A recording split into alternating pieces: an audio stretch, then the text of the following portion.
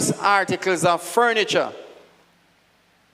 We are told that the artisans who were called to work on this sanctuary were filled with special wisdom from the Lord. And as I said, we won't be able to read all the text, but I'm going to give you the passages. So when you look at Exodus 35, verse 30 to 35, and Exodus 36 and verse 1, you will discover some of the special instruction that has been given. The design had to be the same, the dimensions and the makeup had to be the same for the Hebrew sanctuary.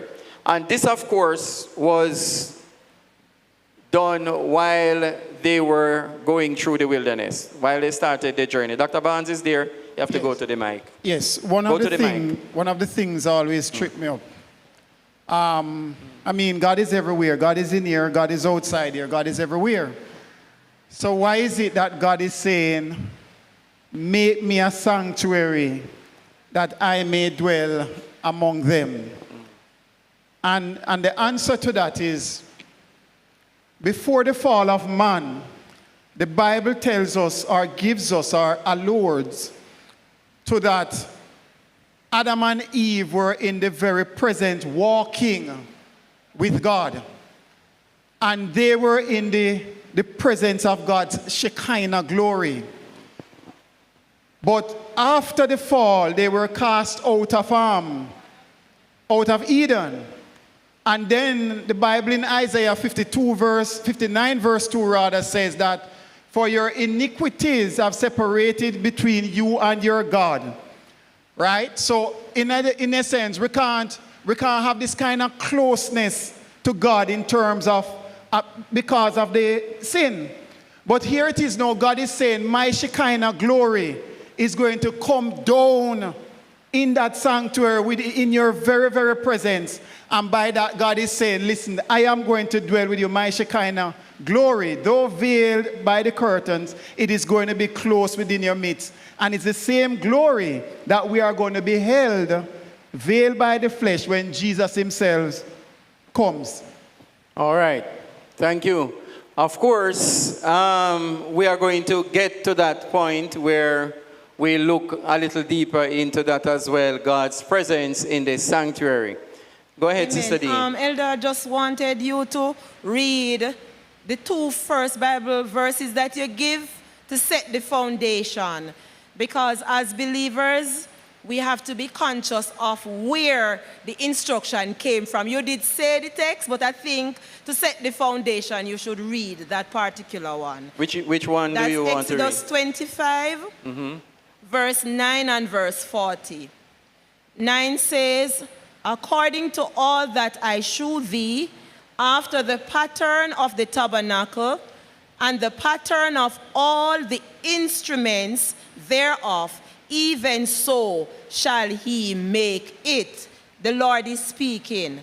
And 40 says, verse 40 of Exodus 25, and look that thou make them after their pattern, which I show thee in the mount. Right. So I just want us to understand that this pattern is a pattern given from heaven. So it's not something that the Israelite came up with. Moses was given the blueprint. All right, and we did mention that earlier. Thank you, Sister Dean. Now, the first sanctuary was constructed about 1445 BC. And we are told in Exodus chapter 40 now, and verse 34, that the glory of the Lord, Dr. Barnes alluded to that earlier, the glory of the Lord filled the sanctuary. So Exodus 40 and verse 34, the Bible said, then a cloud covered the tent of the congregation, and the glory of the Lord filled the tabernacle. So that was the first sanctuary. Now, I'm doing a little summary of the history, and then we go into details later on. When they entered the promised land, so that's when the children of Israel entered the promised land, the temple that they had then was built by whom? by Solomon, and this was done in the year 960 BC. And then the glory entered the temple as well. And 2 Chronicles chapter 7, verse 1 and 2 will give us that history. In fact, 2 Chronicles chapter 3 to 5 gives us a description of the tabernacle, of the temple. And chapter 6 tells us of the glory of the Lord that filled it. And chapter 7 gives us the prayer of, chapter 6 gives us the prayer, and chapter 7 tells us how the glory of the Lord came down in the temple. So when Solomon prayed that prayer, at the end of the prayer, we are told that the Bible used the term, the smoke or the cloud filled the temple. It is that signifies that God's presence came down in the tabernacle itself, showing his presence and in agreement with all that has taken place, how the temple was builded and all the services and everything was in place. That happened, and the glory of the Lord filled the temple. Now, this same temple that Solomon builded, that the glory of the Lord came down in, according to 2 Chronicles chapter 7, we are told that this temple was later on destroyed in 586 BC. And this was destroyed by Nebuchadnezzar. Now, Israel was taken captive into Babylon for how long? For 70 years. So you remember, we refer to it as the Babylonian captivity. So they were sent into captivity because Israel's failure to obey God's laws.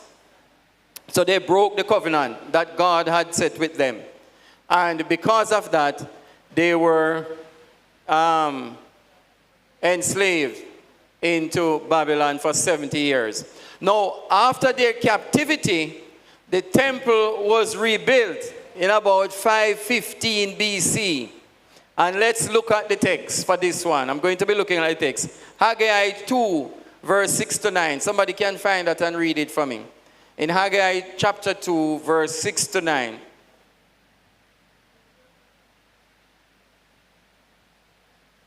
You can find that and read it for me. In Haggai chapter 2, verse 6 to 9.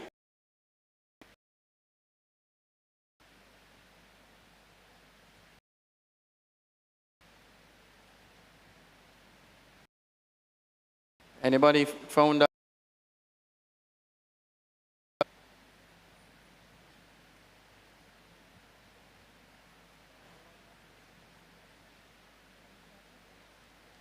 So you have a backup, Zephaniah, Haggai. Some of those books are not easily found. Haggai chapter 2, verse 6 to 9. Okay. Boy, the mic is so high. I'm so short. Somebody all right. adjust. Somebody adjust the mic for me, please.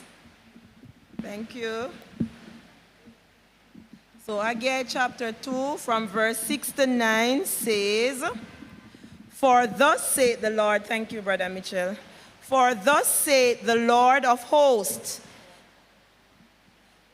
yet once it is a little while, and I will shake the heavens, and the earth, and the sea, and the dry land. And I will shake all nations, and the desire of all nations shall come.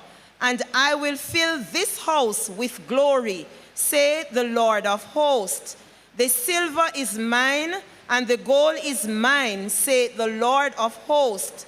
The glory of the latter house shall be greater than that of the former, saith the Lord of hosts.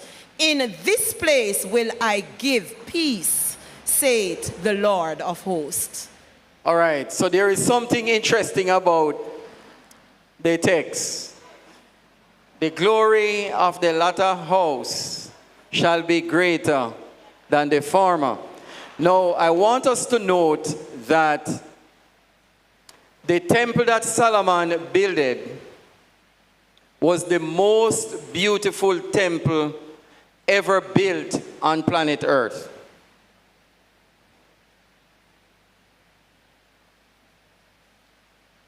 Just want that to process a little bit in your mind. This text in Haggai said, when the children of Israel were released from captivity after the 70 years in Babylon,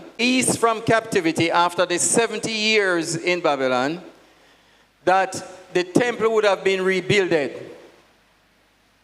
And when it was completed, the prophet prophesied that it would be far greater than the one that Solomon builded. How do you reconcile the two statements? All right, so Sister Kamala is saying, because the Son of Man actually entered in the second one. You didn't get that, right? So let me go again. The temple, physical temple that Solomon builded was the most beautiful temple ever built. And yet still the one after captivity, the Bible said that it would have been the most beautiful. How we reconcile that?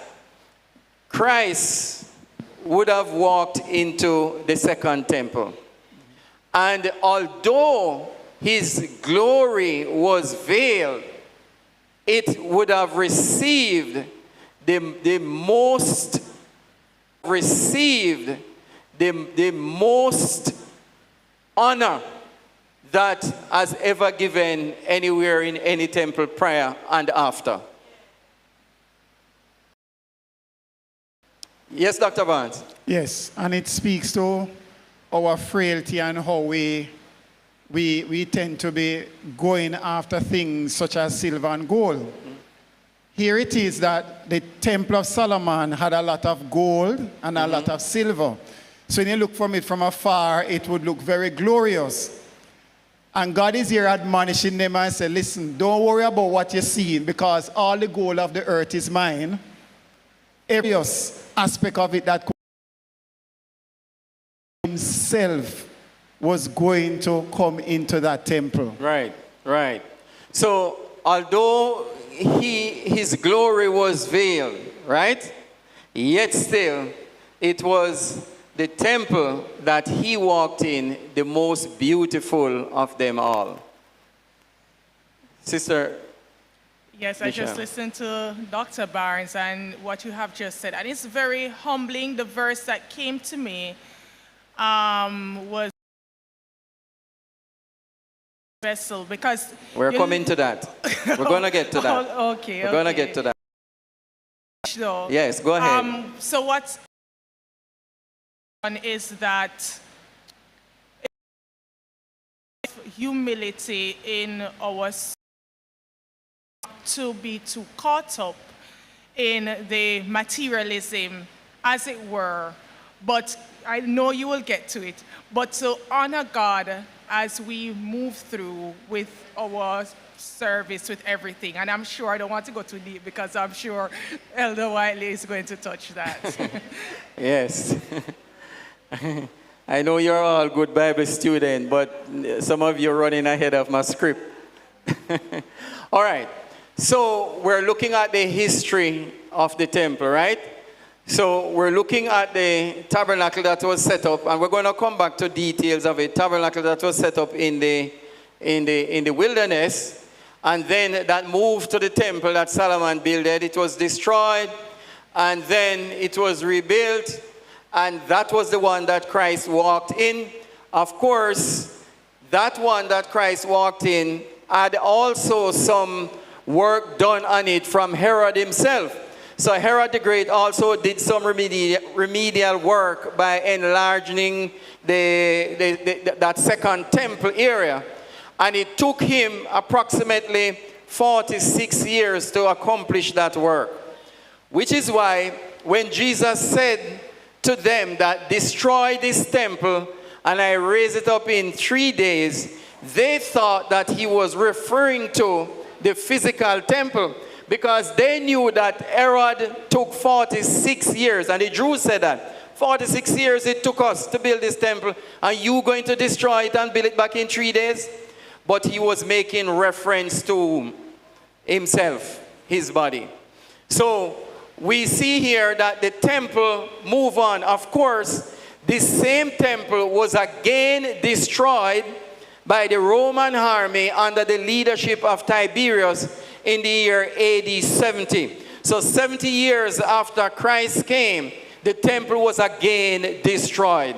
And we have the connection of that with the prophecies of Daniel, when he said that when you see the abomination of desolation spoken of by Daniel the prophet, then stand in the holy place. This was a sign given to the Hebrews, or the children of Israel, that when you see the Romans are coming, drawing near, you know that it was time to leave the city. And we are told that not one Christian was perished in Jerusalem when the temple was destroyed. They all left. And the other part of the